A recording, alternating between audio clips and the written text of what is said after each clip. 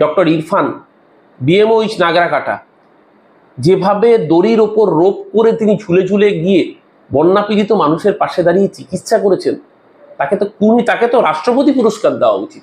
আসলে মুশকিল হচ্ছে কি, সংখ্যালঘু মানুষকে প্রমাণ করতে হয় যে সে আসলে দেশপ্রেমী।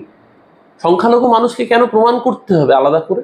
যেদিনকে ভারতবর্ষ স্বাধীন হয়েছিল 1947-এর 15ই আগস্ট, সেদিনকে ভারতবর্ষের মাটিকে পাকিস্তানের থেকে বেশি সংখ্যায় মুসলমানেরা আপন করে নিয়েছিলেন নিজের মাতৃভূমি হিসেবে। কেন সেই সংখ্যালঘুকে প্রতিদিন পরীক্ষা দিতে হবে, অগ্নি পরীক্ষা দিতে হবে? যদি বিজেপির নির্লজ্জ দোকান কাটা না হয়, তাহলে তাকে রাষ্ট্রপতি স্পেশাল পুরস্কার দেওয়া উচিত, সাম্মানিক পুরস্কার। কিন্তু এই সরকার সেটা করবে না। এই সরকার শুধুমাত্র সংখ্যালঘুদের নিয়ে গালিগালাজ করবে, এই সরকার সংখ্যালঘুদের উপর আক্রমণ করবে, এই সরকার সংখ্যালঘুদের উপর অত্যাচার করবে। আর সংখ্যালঘুরা যখন ভালো কাজ করবে সেটাকে চেপে রেখে ওই যে প্রচার করছে, দেখুন বিজেপির নেতারা আক্রান্ত হয়েছে, সেটাকে পর্যন্ত হিন্দু মুসলমানের রঙে লাগিয়ে দিতে চাইছে। এটাই হচ্ছে বিজেপির চরিত্র।